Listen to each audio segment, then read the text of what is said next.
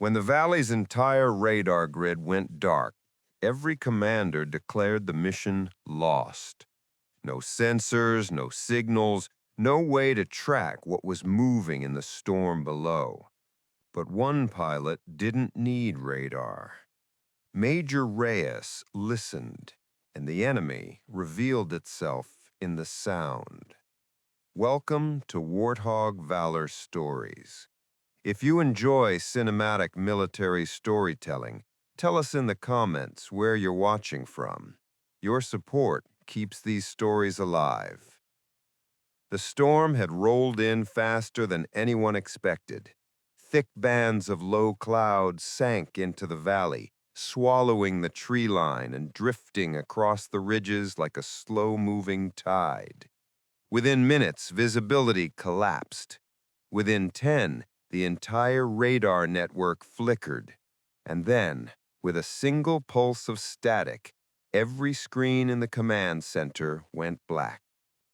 At first, they thought it was weather interference, a glitch, maybe a power relay failure.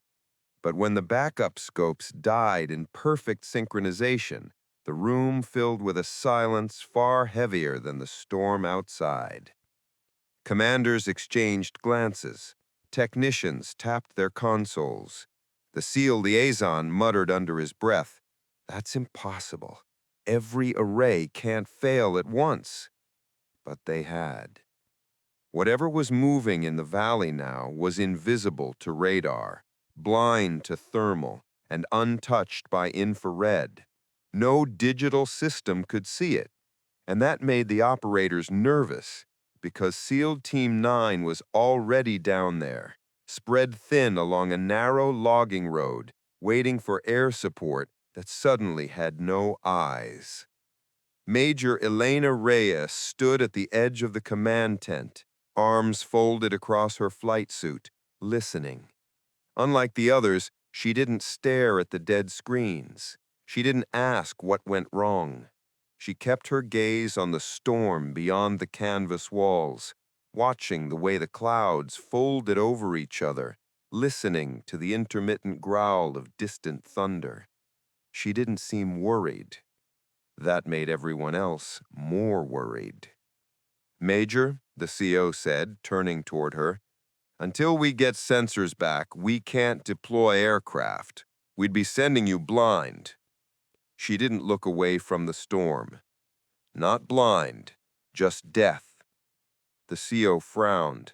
"You're saying you can navigate that without radar?" "I'm saying radar isn't the only thing that talks." Conversation around them stalled. A young intel officer cleared his throat. "Ma'am, with all due respect, anything in that valley right now is buried under weather. Sound won't travel cleanly." "It will if you know what to listen for." The CO let the words settle. "And what exactly do you think is down there?" Reyes finally turned. "Something that doesn't want to be seen, but nothing moves without making noise." Before the CO could respond, the tent lights dimmed again. Another power fluctuation rippled across the base. A mechanic sprinted in from the flight line. "Sir, you need to see this. Every aircraft's sensors are dead. All of them." A murmur erupted through the tent. Dead radar was one thing. Dead onboard systems across the entire airfield was something else entirely. The SEAL liaison snapped his head up. "My team is pinned down between sectors. If something is hunting them in that fog, they need air support now." Reyes stepped forward. "Then I'm going." The CO hesitated. "You have no scopes, Major. No terrain readouts. No tracking." "I have engines," she said, picking up her helmet. "An engine's echo." It was such an absurd line that the room went silent. Not out of disbelief, but because no one could find a better alternative. With every digital system blind, only one pilot had volunteered to fly into a valley that might as well have been erased from the map. A pilot who didn't fear darkness, only silence. If something down there had killed every sensor in the valley, it was listening too. Reyes stepped into the storm, heading for her A-10, and the moment her engines roared to life, something in the valley answered with a sound no one could identify. Rain hammered the flight line as Major Reyes climbed into her A-10. The storm had turned the airfield into a blur of gray, wind ripping across the pavement hard enough to shake the wingtips. Her crew chief jogged beside her, shouting through the downpour. "Ma'am, radar's still dead. Nothing is coming back online." "I'm not using it," she said, sealing the cockpit. "That's what worries me." She sealed the cockpit before he could continue. The cockpit felt unnervingly quiet. Every display that should have been glowing was dark. With radar, thermal, and terrain systems blind, the Hog was essentially flying on muscle memory. But Reyes didn't look at the dead screens. She listened to the engines as they spooled up, the vibrations telling her more than any sensor could. She taxied out, guided only by two soaked crewmen waving glow wands barely visible in the storm. Static cracked over her headset as the CO attempted contact. "Reyes, do not descend below." The rest dissolved into distortion. She launched anyway. The A-10 shot upward into a wall of fog so dense that it erased the world in seconds. There was no horizon, only a suffocating gray void. Moisture streaked across the canopy, and every normal flight cue vanished. But the storm wasn't silent. The echo of her engines bounced off the unseen mountains, returning faint tonal differences. Close walls produced sharp echoes, open valleys deeper ones. She felt them, adjusted course by instinct. Below, SEAL Team 9 tried to regroup beneath the leaning pines. Their radios were nothing but static, the fog thick enough to swallow their own shadows. "Any contact with base?" one whispered. "Nothing. Everything's dead." The team leader raised a fist as a low metallic rumble drifted through the trees, too rhythmic to be thunder, too heavy to be a vehicle. Reyes heard it too. She reduced power, letting the engines quiet so she could isolate the sound. The rumble became clearer, mechanical, pulsing, almost synchronized with the storm itself. Then another tone cut through the valley, a sharp whistle, fast and deliberate, moving with purpose rather than drifting with wind. "Contact," she breathed. A second later, her cockpit vibrated from a shock wave of sound. Instruments flickered, then died completely. Whatever was in the valley wasn't hiding from radar. It was destroying it. A device or several, emitting a field so dense it erased every signal within miles. She descended lower, forcing the Hog beneath the cloud base. Fog shredded around her canopy, revealing only hints of treetops and shifting shadows. The seals below crouched as the forest floor vibrated again. Something large moved just out of sight, each step producing that same heavy resonance. Reyes exhaled slowly. "If I can't see you, I'll hear you." She throttled back, easing the Hog into the lowest descent she dared, letting the echo patterns guide her like invisible rails. The valley wasn't blind. It was listening, and whatever was down there had already detected her. A violent burst of sound ripped upward through the fog, locking onto her altitude with impossible accuracy, and rising fast. The shockwave hit the Hog from below like a rising wall, a blast of pressure so precise it felt engineered rather than natural. The A-10 shuddered as though a giant hand had swatted its underbelly. Reyes tightened her grip on the stick, letting the airframe absorb the impact while she adjusted pitch by instinct. The sound that struck her wasn't random noise. It had a pattern, a movement, almost like sonar being fired upward through the valley. Something down there wasn't just emitting sound, it was scanning with it. As the turbulence settled, Reyes eased the Hog lower. The valley opened beneath her in fragments, dark tree lines, flickers of fog illuminated by lightning, outlines of ridges vanishing as quickly as they appeared. But the echoes told the real story. Every time she pulsed her engines, the returning vibrations fractured around a point ahead of her, bending unnaturally as if deflecting off an object large enough to influence the entire sound field. She angled left. The distortion followed. She banked right. It followed again. The thing below wasn't stationary. Down in the trees, the seals felt the same vibration ripple through the soil. The team leader crouched, pressing a gloved hand to the ground. "It's moving," he said quietly. Another operator pointed into the fog. "I saw something, or heard something. Hard to tell." The forest dampened sound, but not enough to hide the deep thrum that grew stronger with every moment. Reyes descended another 50 feet, the hog's engines now so low she could hear the shifting branches beneath her. The valley was becoming a chamber of echoes, each bounce revealing new information. When she passed over a narrow slot canyon, the returning sound twisted upward sharply. Whatever was below couldn't fit through tight spaces. It was big, maybe armored, maybe multi-legged, maybe something entirely different.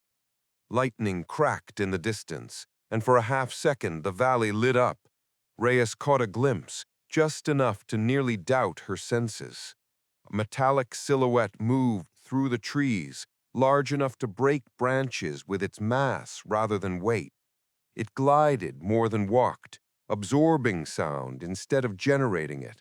Its surface was smooth, curved, almost liquid in the way it bent light. Reyes steadied her breath. "SEAL team, if you hear me, there's something between you and the West Ridge. It's tracking vibration." Only static replied. She lowered another few meters. Echo distortion spiked sharply. The object was now directly beneath her. She scanned visually, but fog swallowed everything. So she listened to the change in harmonics. The object paused. Sound rippled again. It had noticed the hog's position. It was adjusting. A sudden mechanical tone rang out, deep and focused. The hog's canopy vibrated. Then Reyes felt something worse, a hollow quiet, like the valley had been drained of ambient noise entirely. Birds, wind, branches, even rain faded out. The silence was suffocating. The object was manipulating the sound field. Down below, the seals froze as the same silence pressed over them like a blanket. One operator mouthed, "What is it doing?" Another gestured frantically toward the north, signaling movement just beyond their visibility.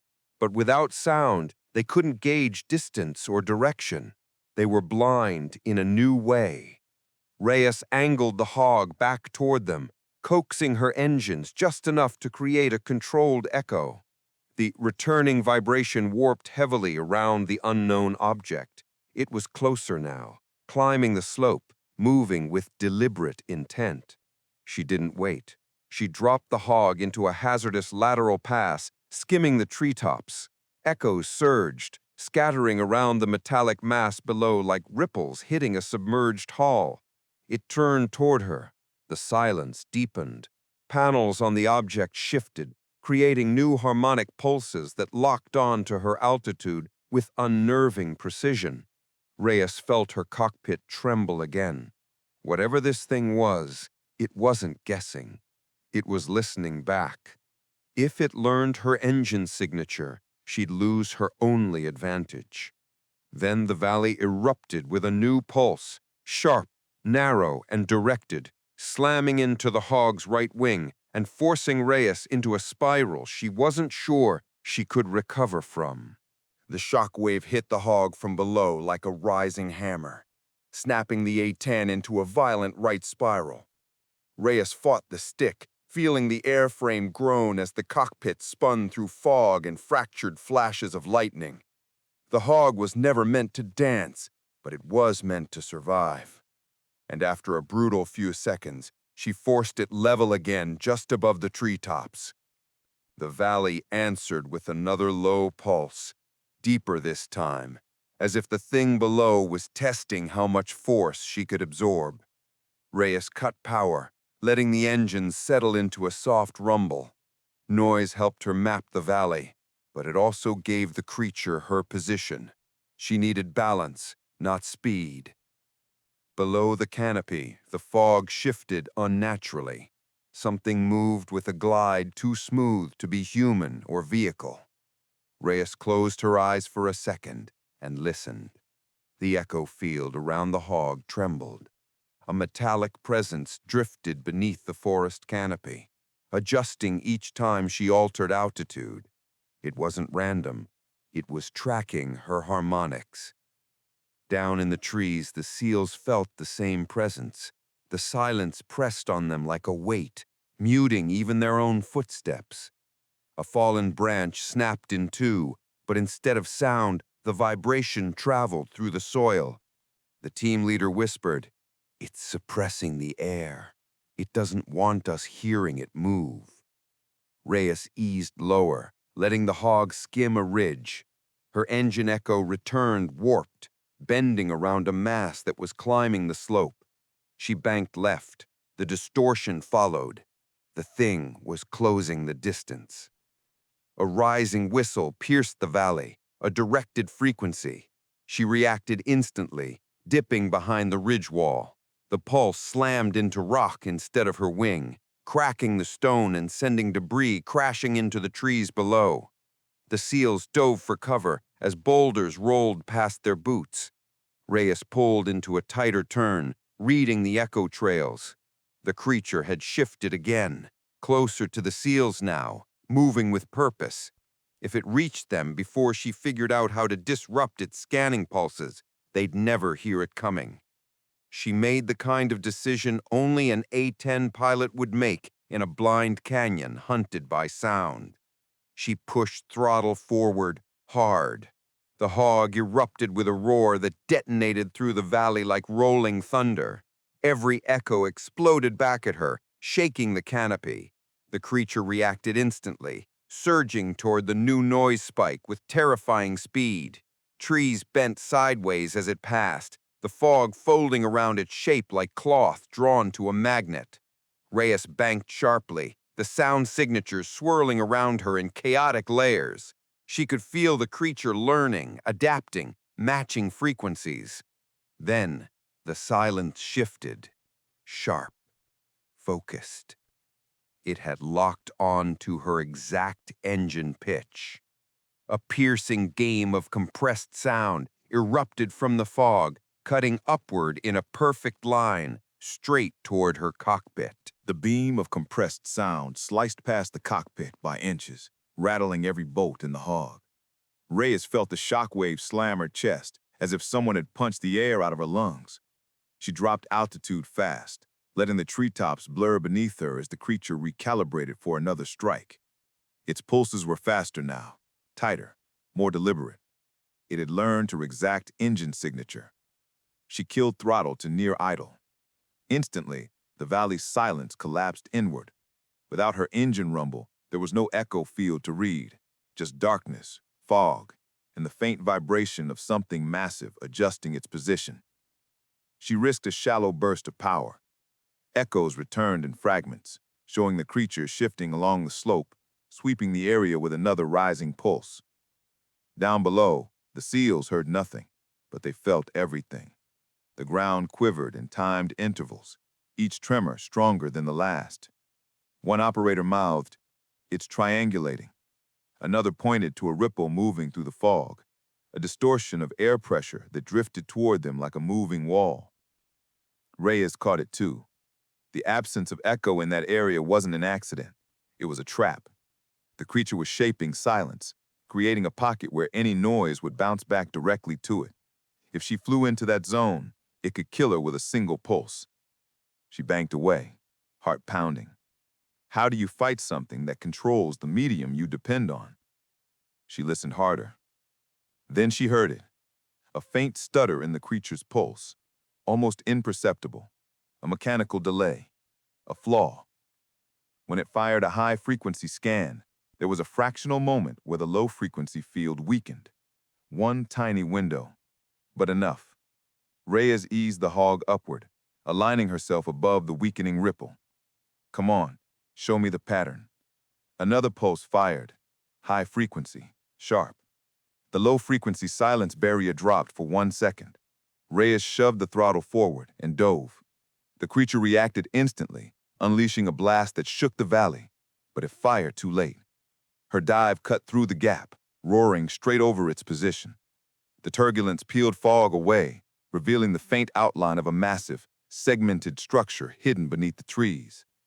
Metal, segmented, moving. It wasn't a single machine.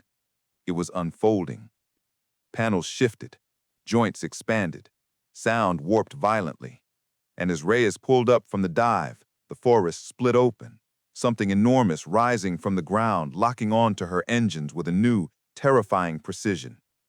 The ground heaved as the machine rose, splitting the forest floor like a ruptured shell. Segmented rings pushed upward, each humming with a different frequency that twisted the air around them. Reyes steadied the hog, watching the trees collapse as the structure unfolded in widening circles. This wasn't a creature. It was a buried system awakening. Below, the seals stumbled back from a glowing seam opening beneath their boots. "Fall back," the team leader barked, as a curved metallic plate surfaced, scattering dirt and roots. The machine absorbed sound as it moved, swallowing footsteps and rain until the valley felt unnaturally hollow. Reyes dipped low. Echo distortions surged around the structure, warping like gravity wells. The machine wasn't just emitting sound, it was shaping the entire valley, bending acoustics into weapons. Then the hum shifted into a single, unified frequency. Her cockpit shook, panels fluttering without data. The rings rotated, aligning with lethal intent. "It's powering something," a seal shouted into dead comms. Reyes felt it too, a rising pressure that tightened her ribs. The machine was locking on to her engine pitch, building a beam far stronger than anything it had fired before. She banked left, climbing for thinner fog, but the sound followed her precisely, forming a narrow channel of destructive energy. She needed noise, loud, chaotic, unpredictable, something to break its aiming window. But the storm offered nothing. Then she spotted it, a cracked ridge overhang ahead, sharp and hollowed by erosion. If she skimmed it at full throttle, the blast of echo could disrupt the machine's calibration, maybe only for a second. 1 second was enough. Reyes aligned the hog with the ridge, the blue glow behind her brightening as the machine reached full charge. If she hesitated, the beam would hit her before she cleared the rock. The valley tightened with a rising harmonic scream, and just as the beam fired, Reyes dove under the overhang, forcing the machine to unleash its full power into the mountain instead.